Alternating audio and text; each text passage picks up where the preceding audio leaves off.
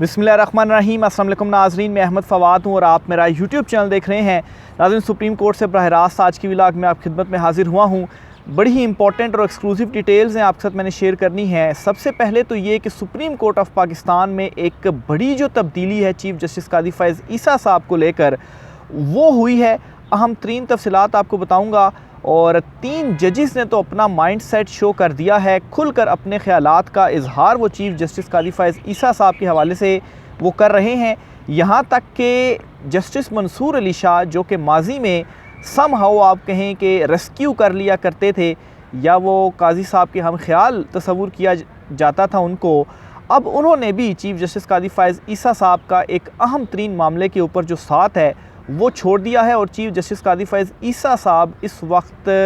आप कहें कि अक्सरियत खो चुके हैं। और कल जो एक तल्ख़ कलामी भी हुई थी चीफ़ जस्टिस कादी फ़ैज़ ईसा और जस्टिस मुनीब अख्तर साहब के दरमियान, तो ये जो तल्ख़ कलामी थी या जो फ्रस्ट्रेशन थी उसकी रीज़न क्या थी, असल में बैकेंड पे क्या चीज़ें चल रही हैं, एक्सक्लूसिव मालूमात एक तो आपके साथ मैंने सुप्रीम कोर्ट से शेयर करनी है। दूसरे नंबर पर नाज़रीन, आज सुबह ही इस्लामाबाद हाई कोर्ट से एक बड़ी ब्रेकिंग न्यूज़ है और पाकिस्तान तहरीक इंसाफ को एक बड़ा रिलीफ दिया है जस्टिस सिमन रिफ़त इम्तियाज़ साहिबा ने। आपको याद होगा कि कुछ रोज़ कबल इस्लामाबाद के जो पाकिस्तान तहरीक इंसाफ का मरकज़ी सेक्रेटेरिएट था उसे सील किया गया था और वहाँ पर उसे तोड़ा भी गया था, तो उसके against Pakistan Tehreek Insaf Islamabad high court से उन्होंने रुजू किया था। तो इसमें बड़ा रिलीफ ये दिया गया है कि जस्टिस सिमन रिफ़त इम्तियाज़ साहिबा की जानिब से ये हुक्म दिया गया कि पाकिस्तान तहरीक इंसाफ का मरकज़ी सेक्रेटेरिएट डी सील कर दिया जाए। ये हुक्मनामा भी आपके साथ में शेयर करूँगा। फिर इसी तरीके से एक और 2 और भी ख़बरें हैं जी। साइफ़र मुकदमे को लेकर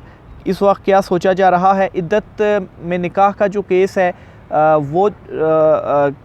ये जज साहब की जानिब से लिख कर दिया गया था चीफ़ जस्टिस आमिर फ़ारूक साहब को कि केस किसी और अदालत मुंतकिल किया जाए, तो इस पर भी पेशरफ्त हुई है। Chief justice Islamabad high court Aamir Farooq साहब ने ये केस अब किसी और अदालत को ट्रांसफ़र कर दिया, तो अब इस केस का क्या बनेगा, इस पर भी कुछ डिटेल्स हैं वो भी आपके साथ में शेयर करूँगा। सबसे पहले तो नाज़रीन सुप्रीम कोर्ट ऑफ पाकिस्तान की तरफ आता हूँ मैं और जो एक्सक्लूसिव ख़बर है वो आपके साथ में शेयर करता हूँ जी। देखें, एक चीज़ आप अपने जहन में रखें कि जो भी अदालत के अंदर होता है, जो रिमार्क्स दिए जाते हैं, इवन के प्रैक्टिस एंड प्रोसीजर एक्ट के अंदर हमने ये देखा कि वकील साहब को मुखातिब करके जजेस जो थे वो एक दूसरे के ही सवालों का जवाब दे रहे थे और एक दूसरे को ही जो सवालात थे वो एक दूसरे पर ही वो डाल रहे थे। यानी कि एक सुप्रीम कोर्ट का उस वक्त जो फुल बेंच बैठा था उन जजेस के दरमियान क्या चल रहा था उस लाइव प्रोसीडिंग में हमने देखा। तो जो भी ये प्रोसीडिंग होती है, जो जजेस के रिमार्क्स होते हैं, जो वो सवालात पूछ रहे होते हैं, या इवन के चीफ़ जस्टिस कादी फ़ैज़ ईसा साहब ने कल कोई 7-8 मरतबा रोका जजेस को रिमार्क्स देने से और वकील से कहा जी कि आप अपने आर्गूमेंट जारी रखें, और जस्टिस मुनीब अख्तर साहब ने फिर उनको रिप्लाई भी किया जब चीफ़ जस्टिस साहब ने इनडायरेक्टली ये कहने की कोशिश की कि अगर आपने पहले से ही फ़ैसला कर लिया तो हम अपना केस ख़त्म कर लेते हैं। मिसाल तो उन्होंने कोई और दी लेकिन कहने का उनका मतलब ये था। तो जस्टिस मुनीब अख्तर साहब जो थे वो फिर वहाँ पर बोल पड़े और कहा कि आपका ये जो बयान है ये किसी सूरत एक्सेप्टेबल नहीं है और ये गैर ज़िम्मेदाराना आपका बयान है। तो इस पर चीफ़ जस्टिस कादी फ़ैज़ ईसा बैकफुट पर हुए और फिर उन्होंने कहा कि ये ऑन लाइटर मोड था। लेकिन जो रंजिशें आपस में चल रही हैं, जो इख्तलाफात हैं आपस में, वो जस्टिस मुनीब अख्तर और चीफ़ जस्टिस कादी फ़ैज़ ईसा साहब के खुल कर कल सामने आए। लेकिन इसमें मेरी ऑब्ज़र्वेशन है कल एक और बड़ी इंपॉर्टेंट चीज़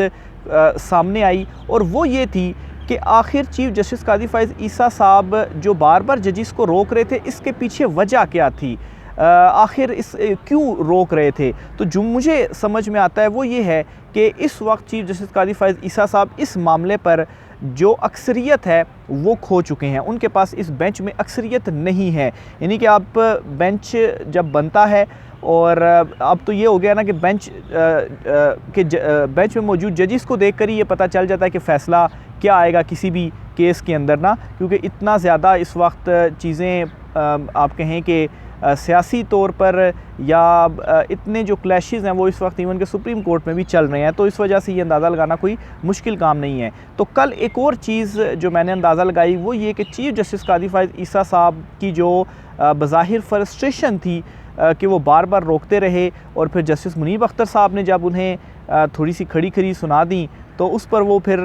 रिज़र्व भी हो गए और ख़ामोश और मतलब है कि उस तरह से वो जवाब नहीं दे पाए जस्टिस मुनीब अख्तर को, क्योंकि उनको ये मालूम था कि वो गलती पर हैं, इस पर क्या वो जवाब दें। तो एक बात तो है कि अक्सरियत चीफ जस्टिस कादी फ़ाइज़ ईसा साहब इस मामले के ऊपर खो चुके हैं। कल 6 जजिस तो मैंने आपको गिनवा दिए थे कि ये 6 जजिस का तो मुझे कन्फर्म है कि मखसूस नशिस्तें इन दीगर जमातों को नहीं मिलेंगी और फैसला मुअत्तल रहेगा। 1-2 और जजिस हैं, एक जज भी अगर इस तरफ हो गया तो 7 और पीछे 6, क्योंकि 13 रुकनी बेंच है। तो 6 जजिस तो मुझे कन्फर्म थे, तो एक आधा जज या 2 जजिस भी और हो गए तो मामला सारे का सारा ख़त्म ही हो जाएगा। तो बहरहाल एक तो कल ये मैंने महसूस किया। और फिर दूसरे नंबर पर आप ये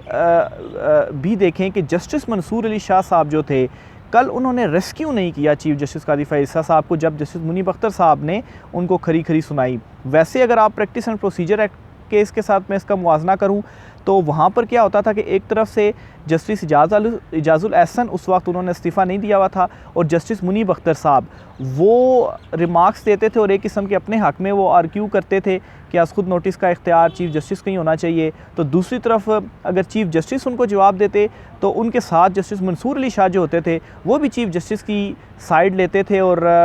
जो उनके दलाइल होते थे चीफ जस्टिस कादी फ़ाइज़ ईसा साहब के और जस्टिस मंसूर अली शाह साहब के, वो एक दूसरे से मुताबिकत रखते थे। तो एक किस्म का वो आप कहें कि जब वहाँ से 2-3 जजेस इवन के जस्टिस आयशा मलिक साहिबा कोई रिमार्क्स देती थी तो यहाँ पर भी चीफ जस्टिस फिर अकेले नहीं होते थे, जस्टिस मंसूर अली शाह भी होते थे। तो वो एक किस्म का रेस्क्यू भी होता था और उनके जो है वो मुताबिकत रखते हुए दोनों के जो रिमार्क्स थे वो होते थे। तो उस वक्त ये समझ लगती थी कि जस्टिस मंसूर अली शाह और जस्टिस चीफ जस्टिस कादी फ़ाइज़ ईसा जो हैं वो एक साइड पर हैं और जस्टिस मुनीब अख्तर और जस्टिस इजाज़ुल एहसन एक साइड पर हैं। लेकिन कल की प्रोसीडिंग में क्या हुआ कि चीफ जस्टिस कादी फ़ाइज़ ईसा साहब जो रोकते रहे या जो वो रिमार्क्स देते रहे या जस्टिस मुनीब अख्तर साहब के साथ उनकी जो तकरार या तल्ख़ कलामी हुई, इस मामले के ऊपर किसी जज ने भी रिएक्ट नहीं किया, इंटरफेयर नहीं किया कि कोई ठंडा कर दिया जाए या चीफ जस्टिस की कोई साइड ले ली जाए कि भाई उन्होंने लाइटर मोड कहा था, चलें छोड़े इस मामले को। इवन के जस्टिस मंसूर अली शाह साहब ने जो उनके कल के रिमार्क्स, ऑब्जर्वेशन या सवालात थी वो जस्टिस अतर बिन अल्लाह, जस्टिस मंदोखेल और जस्टिस मुनीब अख्तर और जस्टिस आयशा मलिक से मुताबिकत रखते थे। तो एक तो ये है जी कि जो चीफ जस्टिस कादी फ़ाइज़ ईसा साहब को एक हिमायत थी, अब इन्हें ये हिमायत भी हासिल नहीं है। सुप्रीम कोर्ट ऑफ पाकिस्तान में जो हम ख्याल तस्वुर किए जाते थे चीफ जस्टिस कादी फ़ाइज़ ईसा साहब के, वो अब उनके हम ख्याल नहीं हैं। तो ये कल का जो बेंच था, जो चीज़ें सामने आईं, उससे ये क्लियर अब अंदाज़ा हो गया है कि सुप्रीम कोर्ट ऑफ पाकिस्तान में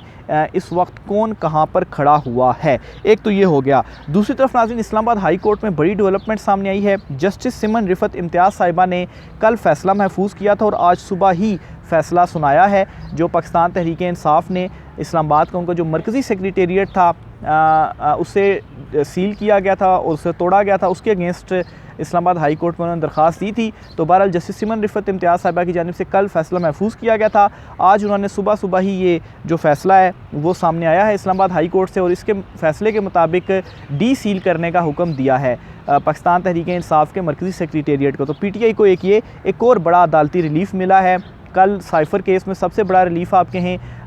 इमरान खान, शाह महमूद कुरैशी बरी हुए हैं और आज इस्लामाबाद हाई कोर्ट से ये फ़ैसला आ गया है। अभी जब मैं ये वीलॉग रिकॉर्ड कर रहा हूँ तो मखसूस नशिस्तों का केस आज दोबारा से सुप्रीम कोर्ट में होना है, लेकिन अभी उसमें कुछ घंटे बाकी हैं, अभी केस की समाअत का आगाज़ नहीं हुआ। तो इंशाल्लाह नेक्स्ट वीलॉग में मखसूस नशिस्तों का केस जो सुप्रीम कोर्ट में प्रोसीडिंग होगी उससे भी आपको आगाह करूँगा। बहरहाल इमरान खान साहब ने रद्द-ए-अमल दिया है जो उनके ख़िलाफ़ साइफ़र केस का फ़ैसला आया। तो इमरान खान साहब ने ये कहा है कि तमाम केसेस का मैं सामना करूँगा और मैं सरखरू हूँगा। ये उन्होंने अपनी कानूनी टीम से मुलाकात की और उस मुलाकात में उन्होंने ये जो गुफ्तगू है वो की और साइफ़र के हवाले से अपना रद्द-ए-अमल दिया। अब इमरान खान साहब सिर्फ एक इद्दत में निकाह का केस है, इस केस में इमरान खान साहब जेल में है और बुशरा बीबी भी जेल में है। शाह महमूद कुरैशी साइफ़र से तो बरी हो गए हैं, लेकिन 9 मई के कुछ मुकदमों में उनकी गिरफ्तारी डाली गई है, इस वजह से वो अभी तक जेल में हैं। लेकिन ये सारी चीज़ें दोबारा से इस्लामाबाद हाई कोर्ट में जब चैलेंज होंगी, सेशन कोर्ट में चैलेंज होंगी, तो जो रिलीफ़ है वो पाकिस्तान तहरीक इंसाफ के रहनुमाओं को मिलना ही है, क्योंकि ये जो केसेस हैं इनका कोई बुनियाद ही नहीं है। साइफ़र केस का आप देख लें कि हाल क्या हुआ है। नून लीग अब ये कहती है कि वो इस साइफ़र केस में अपील दायर करेंगे इस्लामाबाद हाई कोर्ट के फ़ैसले के ख़िलाफ़ सुप्रीम कोर्ट में, या तो सुप्रीम कोर्ट ऑफ पाकिस्तान में वो अपील बेशक दायर कर लें, इससे भी कोई ज़्यादा जो फ़र्क है वो नहीं पड़ने वाला, क्योंकि सुप्रीम कोर्ट ऑफ पाकिस्तान में जब इमरान खान साहब की ज़मानत का मामला आया था तो उसमें already supreme court of Pakistan के जो रिमार्क्स थे, जस्टिस मंसूर अली शाह साहब के जो रिमार्क्स थे, और इमरान खान साहब को बेल भी ग्रांट की गई थी इस केस में, साइफ़र वाले मुकदमे में। फिर उसके बाद सज़ाएँ वगैरह हुई थी, और उस वक्त भी असल में साइफ़र का जो मुकदमा था पहली मरतबा ओपनली किसी अदालत से सामने उसके जो हक़ाइक़ आए थे तो वो सुप्रीम कोर्ट ऑफ पाकिस्तान से ही सामने आए थे, क्योंकि उस दौरान जो खसूसी अदालत कायम की गई थी अडयाला जेल में, जो जज साहब जाकर समाअत कर रहे थे, तो वहाँ पर अभी केस की जो समाअत थी वो चल रही थी, तो बहुत सारी चीज़ें नहीं सामने आया करती थी। अडयाला जेल में कवरेज पर भी पाबंदी थी, और फिर उसके बाद जो कवरेज करने भी दी गई तो महदूद सी कवरेज थी, तो चीज़ें सामने नहीं आया करती थी साइफ़र के हवाले से। तो पहली मरतबा जो चीज़ें सामने आई थी साइफ़र के हवाले से, मुकदमे के हवाले से, कि कितना ज़्यादा ये देखा जाए तो मुकदमा की जो बुनियाद है वो कमज़ोर है, वो सुप्रीम कोर्ट से ही सामने आई थी। तो बेशक मुस्लिम लीग नून जो है वो आज सुप्रीम कोर्ट में चैलेंज कर दे तो यहाँ पर उन्हें ज़्यादा हज़ीमत का सामना करना पड़ेगा as compare to Lahore Islamabad high court, क्योंकि यहाँ पर फिर जो जजेज़ हैं वो मेरा नहीं ख्याल कि ये जो केस है उसमें कोई एक भी ऐसी चीज़ है कि जिसकी बुनियाद के ऊपर इमरान खान या शाह महमूद कुरैशी को आप सज़ाएं सुना दें। तो बहरहाल जी ये मुस्लिम लीग नून का कहना है। इद्दत में निकाह का जो केस है इसकी अपडेट आपको मैं देता चलूँ जी, कि इसमें हुआ ये जी कि लास्ट जो इसकी समाअत थी उसमें तो जज साहब ने फ़ैसला अनाउंस करना था, लेकिन फ़ैसला अनाउंस करने के बजाय उन्होंने क्या किया, जब वो रोला डाला खबर मानिका ने जी कि आपके ऊपर मुझे अदम एतमाद है, आप ना सुनाएं फ़ैसला, तो उन्होंने मामला भेज दिया चीफ़ जस्टिस आमिर फ़ारूक साहब के पास। उन्हें लेटर लिख दिया और कहा जी कि ये जो केस है वो ट्रांसफ़र कर दिया जाए। अच्छा, इसमें मैं ये क्यों कहता हूँ कि जो जज साहब थे वो ऐसा लग ही नहीं रहा था कि उन्होंने ये फ़ैसला सुनाना है, बल्कि वो ख़ुद ये चाहते थे कि वो फ़ैसला अनाउंस ही ना करें। ऐसा मैं क्यों कहता हूँ, क्यों मुझे ऐसा महसूस होता है, क्योंकि देखिए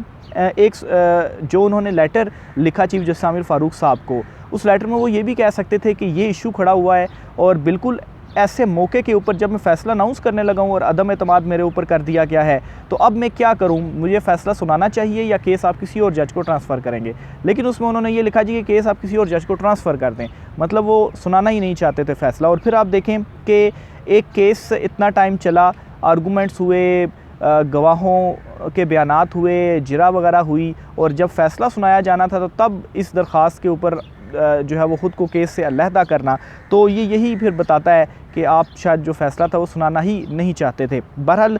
चीफ़ जस्टिस आमिर फ़ारूक साहब ने उसके ऊपर क्या किया जी कि केस को ट्रांसफ़र कर दिया, और अब नई अदालत में वो केस जाएगा, बल्कि चला गया नई अदालत में। और अभी जो डिटेल सामने आ रही हैं 25 तारीख़ को, यानी कि ईद के बाद दोबारा समाअत के लिए मुकर्रर किया गया है इमरान खान साहब का इद्दत में निकाह वाला केस नए जज के सामने। अब वहाँ का जो कुछ गुफ्तगू वगैरह हुई है, जो चीज़ें मैंने मालूम करने की कोशिश की है कि आया ये जो केस होगा ये नए सिरे से आपको शुरू करना पड़ेगा, बिल्कुल आप जो है वो फ़र्स्ट स्टेप से दोबारा शुरू करेंगे, या चूँकि केस तो सारा सुना जा चुका है, फ़ैसला अनाउंस किया जाना था, या ये होगा कि इस केस में जो है वो नए सिरे से नहीं शुरू करना, बल्कि आपने थोड़ा बहुत मौका दे दिया जाएगा दोनों साइडों को कि आप अपने हतमी आर्गूमेंट्स दे दें, उसके बाद हम फ़ैसला अनाउंस कर दें। तो ऐसा नहीं होने जा रहा। ये जो केस होगा वो नए सिरे से इसका आगाज़ होगा, और नए सिरे से ये जो केस है वो जो नई अदालत के जज होंगे वो इस केस को सुनेंगे। तो देखें, इसमें एक टाइम ही ज़ाया हुआ। अब नए सिरे से जब केस होगा तो पहले दलाइल होंगे, फिर उसके बाद गवाह आएंगे, वो बयानात अपने कलम बंद करवाएंगे, और फिर उसके बाद उनके ऊपर जिरा होगी, फिर हतमी बयानात होंगे, फिर हतमी दलाइल होंगे, तो इसमें भी काफ़ी जो टाइम है वो लग जाएगा। तो बहरहाल जी 25 तारीख़ को ये समाअत के लिए मुकर्रर हुआ है, तो देखिए आप 25 तारीख़ को इस केस में क्या होता है। तो ये वो वाहिद केस है जिसमें इमरान खान साहब अभी गिरफ़्तार हैं। तो ये जी कुछ अहम तरीन तफसीलात थी। बाकी जो है वो सुप्रीम कोर्ट ऑफ पाकिस्तान का मैंने आपको बताया जी कि मखसूस नशिस्तों के मामले के ऊपर सुप्रीम कोर्ट ने आज जो